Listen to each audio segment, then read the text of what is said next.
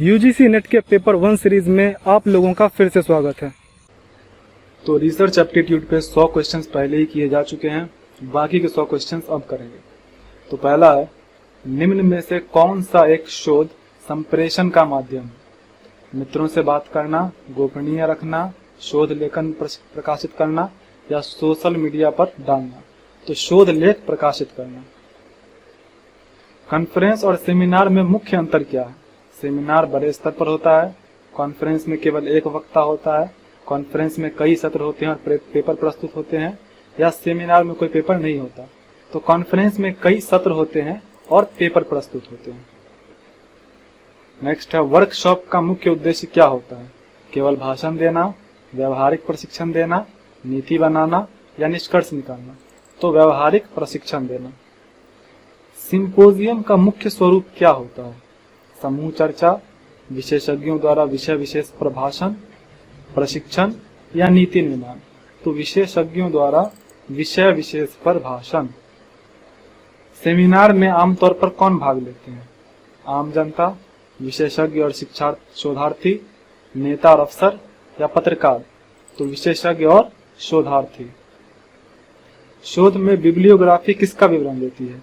निष्कर्ष का सारांश, आंकड़ों की तालिका, प्रयुक्त स्रोतों की सूची या शोधकर्ता की जानकारी। तो प्रयुक्त स्रोतों की सूची। बिब्लियोग्राफी में किसे शामिल किया जाता है?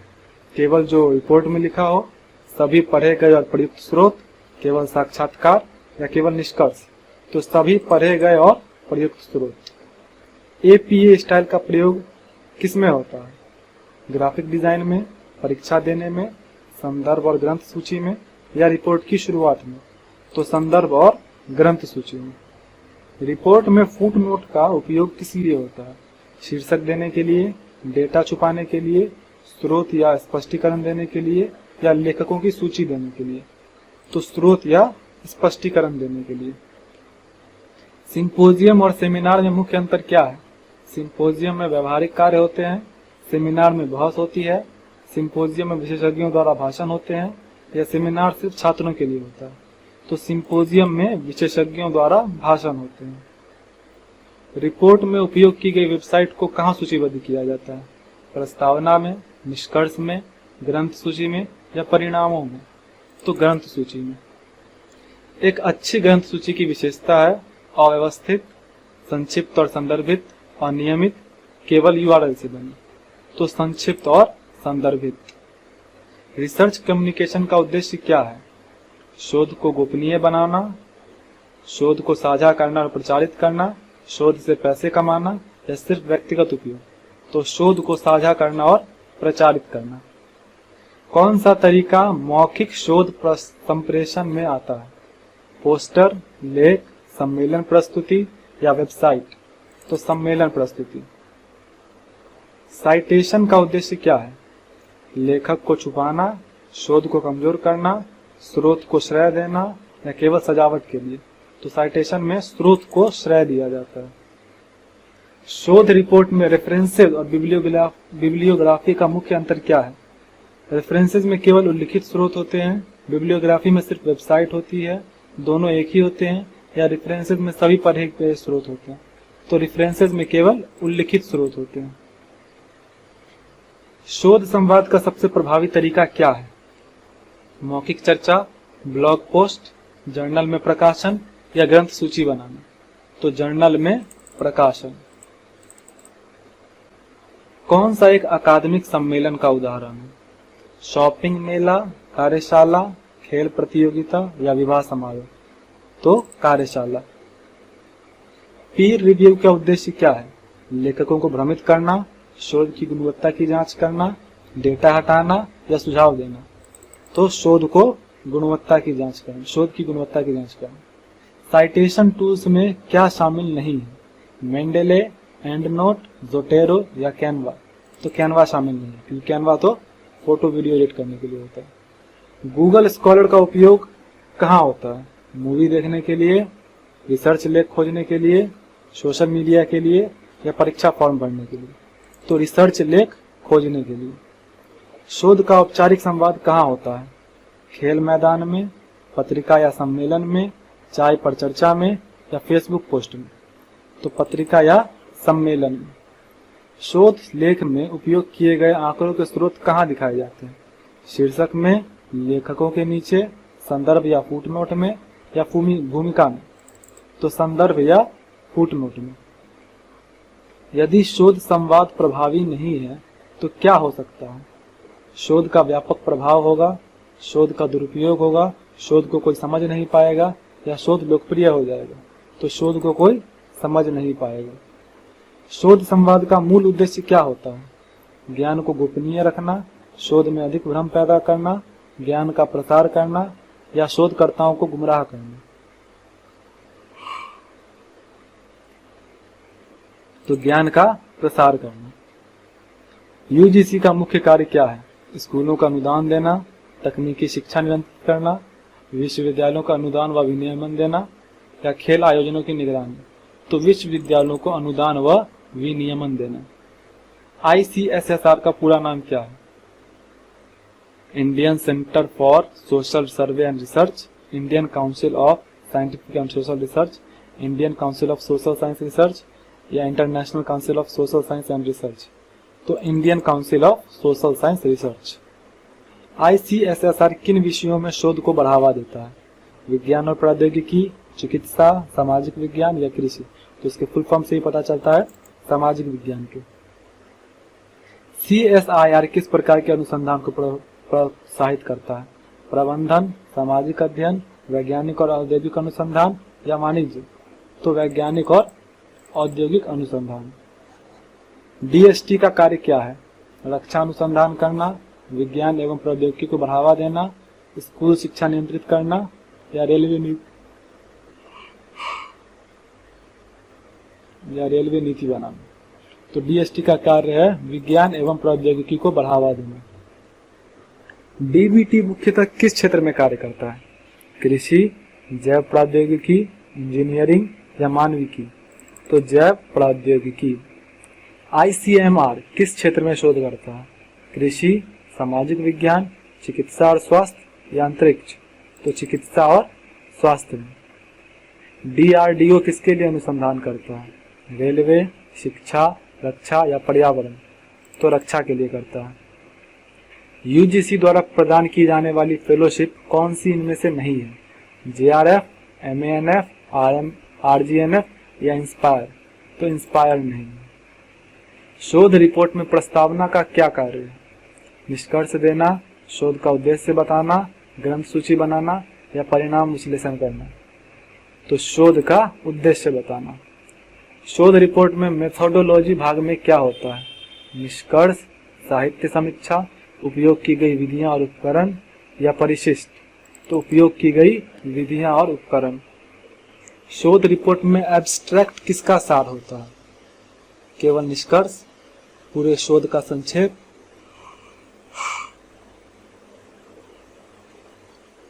केवल साहित्य समीक्षा या साक्षात्कार। तो पूरे शोध का संक्षेप होता है एब्स्ट्रैक्ट। शोध रिपोर्ट में परिशिष्ट में क्या होता है? भूमिका, मुख्य निष्कर्ष, अतिरिक्त जानकारी या डेटा या शोध विषय। तो अतिरिक्त जानकारी या डेटा अपेंडिक्स में होता है। शोध रिपोर्ट का सबसे आखिरी भाग क्या होता है? निष्कर्ष, समीक्षा, ग्रंथ सूची या प्रस्तावना। तो ग्रंथ सूची होता है। शोध रिपोर्ट में फाइंडिंग्स खंड का क्या उद्देश्य है? नई थेसिस बनाना, परिणामों को प्रस्तुत करना, पद्धति को दोहराना या चर्चा करना। तो परिणामों को प्रस्तुत करना। शोध रिपोर्ट में कंक्लूजन खंड में क्या लिखा जाता है? डेटा संग्रह के तरीके, प्रमुख निष्कर्ष और उनका महत्व, प्रस्तावना या साहित्य समीक्षा। तो प्रमुख निष्कर्ष और उनका महत्व। शोध रिपोर्ट में रेफरेंसेस का उपयोग कहाँ होता है? लेखक की जानकारी देने के लिए, इस्तेमाल किए गए स्रोतों का विवरण, निष्कर्ष को छिपाने के लिए या अनुवाद के लिए। तो इस्तेमाल किए गए स्रोतों के विवरण के लिए। रिपोर्ट का कौन सा भाग रिपोर्ट के उद्देश्य को स्पष्ट करता है? निष्कर्ष, प्रस्तावना, परिशिष्ट या फाइंडिंग्स। तो प्रस्तावना रिपोर्ट के उद्देश्य को स्पष्ट करता है। शोध रिपोर्ट में डिस्कशन खंड का क्या उद्देश्य है? साहित्य समीक्षा दोहराना, निष्कर्ष छिपाना, परिणामों की व्याख्या करना या विषय से हट जाना। तो परिणामों की व्याख्या करना। कौन सी अनुसंधान फंडिंग एजेंसी अंतरिक्ष अनुसंधान में कार्य करती है? यूजीसी, आईसीएसएसआर, इसरो या डीआरडीओ? तो इसरो जो है वो अंतरिक्ष अनुसंधान में कार्य करती है। इंस्पायर कार्यक्रम किस मंत्रालय द्वारा संचालित है? यूजीसी,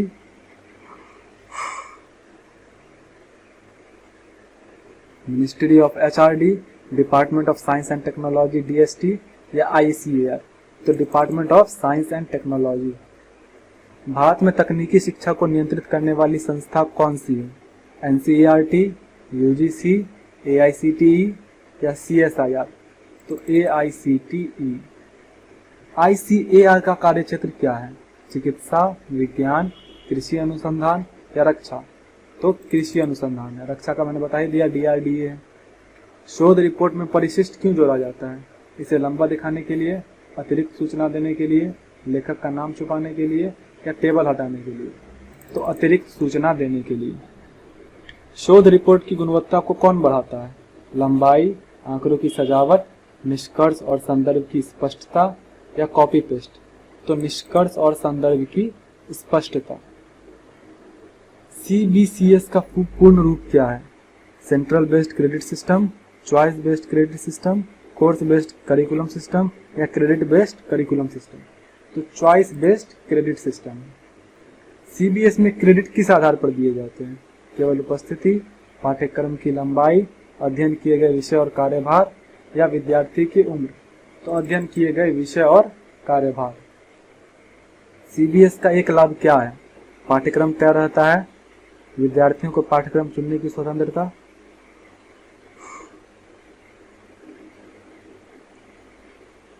परीक्षा कठिन होती है या कोई व्यवहारिक कार्य नहीं होता? तो विद्यार्थियों को पाठ्यक्रम चुनने की स्वतंत्रता होती है। कंप्यूटर बेस्ड टेस्टिंग का मुख्य लाभ क्या है? अधिक खर्चीला है, धीमी गति है, शीघ्र मूल्यांकन और परिणाम है या कम प्रश्न? तो शीघ्र मूल्यांकन और परिणाम। सीबीटी में क्या नहीं होता है? स्क्रीन पर प्रश्न आते हैं, पेन पेपर अनिवार्य है, टाइमर चलता है या उत्तर कंप्यूटर में ही दर्ज होते हैं? तो इसमें पेन पेपर अनिवार्य नहीं है। परीक्षा प्रणाली में नवाचार का एक उदाहरण क्या है? अधिकतम अंक कम करना, बायोमेट्रिक उपस्थिति, पाठ्यक्रम घटाना या पेपर समय बढ़ाना? तो बायोमेट्रिक उपस्थिति, क्योंकि इनोवेशन की बात कर रहे हैं कि क्या नया आया है। शोध मूल्यांकन में रूब्रिक्स का उपयोग कहाँ होता है? समय प्रबंधन के लिए, निष्कर्ष लिखने में, मूल्यांकन का मापदंड तय करने में या साहित्य समीक्षा में? तो मूल्यांकन के मापदंड तय करने के लिए। स्वयं प्लेटफॉर्म किसका उदाहरण है? पारंपरिक शिक्षण, ऑफलाइन शिक्षण, ऑनलाइन शिक्षण या स्कूल शिक्षा? तो ऑनलाइन शिक्षण का। स्वयं किस मंत्रालय द्वारा शुरू किया गया है? Ministry of finance, ministry of home affairs, ministry of education या मिनिस्ट्री ऑफ कॉमर्स? तो मिनिस्ट्री ऑफ एजुकेशन। मूक्स का पूर्ण रूप क्या है? Managed online open courses, massive open online courses, modular online open content या मैसिव ऑर्गेनाइज्ड ओपन क्लासेस? तो massive open online courses. MOOCs का एक लाभ क्या है? केवल परीक्षा के लिए होता है, सीमित छात्र संख्या, विश्व भर में किसी के लिए भी सुलभ या केवल तकनीकी विषय? तो विश्व भर में किसी के लिए भी सुलभ है। स्वयं में किस प्रकार की सामग्री होती है? केवल वीडियो, पीडीएफ, असाइनमेंट, डॉक्यूमेंट या केवल ग्रंथ सूची या केवल प्रश्न पत्र? तो स्वयं में जो है वीडियो, पीडीएफ, असाइनमेंट, मूल्यांकन सब होता है। शोध मूल्यांकन का एक प्रमुख उद्देश्य क्या है? लेखक को बदनाम करना, प्रकाशन रोकना, गुणवत्ता सुनिश्चित करना या नाम हटाना? तो गुणवत्ता सुनिश्चित करना। नकल रोकने के लिए कौन सी प्रणाली उपयोगी है? Open book exam, anonymous grading, proctored online test या पेपर लीक? तो proctored online test. Formative evaluation का उद्देश्य क्या होता है? अंतिम ग्रेड देना, सीखने की प्रक्रिया को सुधारना, असफलता घोषित करना या परीक्षा पास कराना? तो सीखने की प्रक्रिया को सुधारना। समेटिव इवैल्यूएशन किया जाता है कक्षा के आरंभ में, अध्ययन के दौरान, पाठ्यक्रम के अंत में या जब छात्र ना आए? तो पाठ्यक्रम के अंत में। स्वयं प्रभा क्या है? Mobile app, direct to home education channels, यानी DTH education channel, coaching centre या ऑफलाइन किताबें, तो D2H एजुकेशनल चैनल्स। स्वयं में क्रेडिट ट्रांसफर की सुविधा है, मतलब है कि नहीं है, तो यहाँ नहीं है, केवल निजी कॉलेजों में है, केवल विदेशी कॉलेजों में है, या UGC द्वारा अनुमोदित संस्थानों में है, तो UGC द्वारा अनुमोदित संस्थानों में है। स्वयं का उद्देश्य क्या है? केवल परीक्षा कराना, शिक्षा को महंगा बनाना, डिजिटल डिवाइड को कम करना, नहीं, यहाँ पे ब्रिज डिजिटल डिवाइड, यानी कि डिजिटल डिवाइस को बढ़ाना एक तरह से हो सकता है, और कॉलेज बंद करना, तो डिजिटल डिवाइस को बढ़ाना, मतलब जो डिजिटली है उस लोगों को ज्यादा डिजिटल करना। मूक्स पाठ्यक्रम की विशेषता क्या है? अनिवार्य उपस्थिति, सीमित पहुंच, आत्मगति से सीखना या केवल प्रमाण पत्र, तो आत्मगति से सीखना। प्रोक्टोरिंग का अर्थ क्या है? प्रमाण पत्र देना, निगरानी करना, परिणाम घोषित करना या ग्रंथ सूची बनाना, तो निगरानी करना। ऑनलाइन असेसमेंट का एक फायदा क्या है? लंबे समय में परिणाम, अधिक मानव त्रुटियां, त्वरित परिणाम और स्वचालित मूल्यांकन या हाथ से मूल्यांकन, तो त्वरित परिणाम और स्वचालित मूल्यांकन। LMS का पूरा नाम क्या है? Learning management system, local module service, lecture mapping source या लाइब्रेरी मॉनिटरिंग सिस्टम, तो learning management system. Online learning में गेमिफिकेशन का अर्थ क्या है? खेल खेलना, खेल के माध्यम से पढ़ाना, खेलों का मूल्यांकन या केवल क्विज देना, तो खेल के माध्यम से पढ़ाना। UGC द्वारा स्वयं से संबंधित कौन सा रेगुलेशन जारी किया गया है? मूक ban regulation, credit framework for online learning courses, offline mode mandate या ट्रेडिशनल एजुकेशनल प्रोटेक्शन एक्ट, तो होगा credit framework for online learning courses. Hypothesis को स्वीकार करना किस प्रकार के निष्कर्ष का उदाहरण है? परीक्षण में त्रुटि, शोध की असफलता, सांख्यिकीय निर्णय या डेटा विश्लेषण की गलती, तो सांख्यिकीय निर्णय। कौन सा शोध डिजाइन अनौपचारिक और लचीला होता है? प्रयोगात्मक, मात्रात्मक, गुणात्मक या ऐतिहासिक, तो गुणात्मक। सैंपलिंग क्यों आवश्यक होती है? समय और संसाधन बचाने के लिए, पूरी जनसंख्या को छोड़ने के लिए, त्रुटियां बढ़ाने के लिए या यादृच्छिकता हटाने के लिए, तो समय और संसाधन बचाने के लिए। शोध का कौन सा प्रकार किसी ऐतिहासिक घटना का अध्ययन करता है? विश्लेषणात्मक, ऐतिहासिक, अनुप्रयुक्त या प्रायोगिक, तो ऐतिहासिक। निम्न में से कौन सा अनुसंधान प्रक्रिया का अंतिम चरण? निम्न में से कौन सा अनुसंधान प्रक्रिया का अंतिम चरण? डेटा संग्रह, रिपोर्ट लेखन, समस्या पहचान या साहित्य समीक्षा, तो रिपोर्ट लेखन। नल हाइपोथेसिस को अस्वीकार करने पर हम कहते हैं कोई प्रभाव नहीं है, प्रभाव है, शोध विफल है या डेटा गलत है, तो प्रभाव है हम कहते हैं। नल हाइपोथेसिस को अस्वीकार करने पर बोल रहा है, तो प्रभाव है। एक अच्छी थेसिस में एब्स्ट्रैक्ट क्या होता है, मतलब कैसा होता है? विस्तृत और भारी, विषय से हटकर, संक्षिप्त और उद्देश्य स्पष्ट या केवल संदर्भ सूची, तो संक्षिप्त और उद्देश्य स्पष्ट। किस प्रकार के अनुसंधान में प्रयोग और नियंत्रण आवश्यक होते हैं? ऐतिहासिक, गुणात्मक, प्रायोगिक या सामाजिक, तो प्रायोगिक में। शोध में रिलायबिलिटी क्या दर्शाती है? मौलिकता, स्थिरता और दोहराव, नैतिकता या पूर्वाग्रह, तो स्थिरता और दोहराव। वैलिडिटी का क्या अर्थ है? तर्कहीनता, परीक्षा की प्रामाणिकता, त्रुटियां या लंबी अवधि, तो परीक्षा की प्रामाणिकता।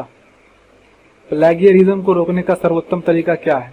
कॉपी करना, डेटा हटाना, उचित उद्धरण या ग्रंथ सूची छोड़ना, तो उचित उद्धरण। कंप्यूटर बेस्ड टेस्ट में छात्र की पहचान सुनिश्चित करने हेतु क्या किया जाता है? पासवर्ड भेजना, बायोमेट्रिक या वेबकैम निगरानी, रोल नंबर दिखाना या प्रिंटेड एडमिट कार्ड, तो बायोमेट्रिक या वेबकैम निगरानी। एक्शन रिसर्च का प्रयोग मुख्यतः किसके लिए होता है? नई खोज के लिए, नीति निर्धारण, समस्या समाधान और सुधार के लिए या ऐतिहासिक विश्लेषण, तो समस्या समाधान और सुधार के लिए। स्वयं पर पाठ्यक्रम किस माध्यम से प्रस्तुत किए जाते हैं? केवल PDF, केवल परीक्षा वीडियो नोट्स, असाइनमेंट और मूल्यांकन या केवल पुस्तकें? तो वीडियो नोट्स, असाइनमेंट और मूल्यांकन। ये खैर पहले भी हो चुका है क्वेश्चन। शोध की नैतिकता में सबसे प्रमुख सिद्धांत क्या है? गोपनीयता और ईमानदारी, डेटा हटाना, लेखकों को बदलना या फर्जी उदाहरण देना? तो गोपनीयता और ईमानदारी। एक अच्छी शोध रिपोर्ट की भाषा कैसी होनी चाहिए? क्लियर, कॉम्प्लेक्स और टेक्निकल, या सरल और स्पष्ट, केवल अंग्रेजी या असंगत? या तो सरल और स्पष्ट होनी चाहिए। डेटा एनालिसिस के दौरान कौन सा टूल उपयोगी होता है? टर्निटिन, ग्रामरली, SPSS या मेंडेली? तो SPSS होता है। शोध में ट्रायंगुलेशन का प्रयोग किस लिए किया जाता है? डेटा कम करने के लिए, निष्कर्ष को छुपाने के लिए, विश्वसनीयता बढ़ाने के लिए या फॉर्म भरने के लिए? तो विश्वसनीयता बढ़ाने के लिए। कौन सी संस्था विज्ञान और इंजीनियरिंग प्रोजेक्ट को फंड करती है? ICSSR, CSIR, SERB, RB या NCERT? तो SERB। शोध में डिलिमिटेशन का क्या कार्य है? विषय को विस्तृत करना, अध्ययन की सीमा तय करना, ग्राफ बनाना या निष्कर्ष निकालना? तो अध्ययन की सीमा तय करना। शोध की गुणवत्ता बढ़ाने हेतु शोधकर्ता को चाहिए कि वह समय बचाए, दूसरों का काम कॉपी करे, उद्देश्यपूर्ण और व्यवस्थित कार्य करे या केवल परिणाम पर ध्यान दे? तो उद्देश्यपूर्ण और व्यवस्थित कार्य करे। शोध में रेफरेंस मैनेजमेंट के लिए कौन सा टूल उपयुक्त है? MS वर्ड, मेंडेले, कैनवा या ग्रामरली? तो मेंडेले है। शोध रिपोर्ट में पैराफ्रेजिंग का प्रयोग क्यों किया जाता है? भाषा सजाने के लिए, स्रोत छुपाने के लिए, मूल विचार को नए शब्दों में व्यक्त करने के लिए या कॉपी पेस्ट से बचने के लिए? तो मूल विचार को नए शब्दों में व्यक्त करने के लिए। एक अच्छी शोध समस्या कैसी होनी चाहिए? जटिल और अस्पष्ट, स्पष्ट, विशिष्ट और व्यावहारिक, बहुत लंबी या केवल काल्पनिक? तो स्पष्ट, विशिष्ट और व्यावहारिक। शोध की प्रक्रिया में रिव्यू ऑफ लिटरेचर का सही स्थान कहाँ पे है? डेटा संग्रह के बाद, निष्कर्ष के अंत में, उद्देश्य निर्धारित करने से पहले या समस्या पहचानने के बाद? तो समस्या पहचानने के बाद। तो ये रिसर्च एप्टीट्यूड पर 200 MCQs कंप्लीट होते हैं। नेक्स्ट जो हमारा वीडियो रहेगा वो रहेगा कंप्रीहेंशन पर। ऑलराइट, तो यहाँ हमारे MCQs कंप्लीट होते हैं। आपका जो भी स्कोर हुआ कमेंट कर दीजिए एंड मिलते हैं नेक्स्ट वीडियो में।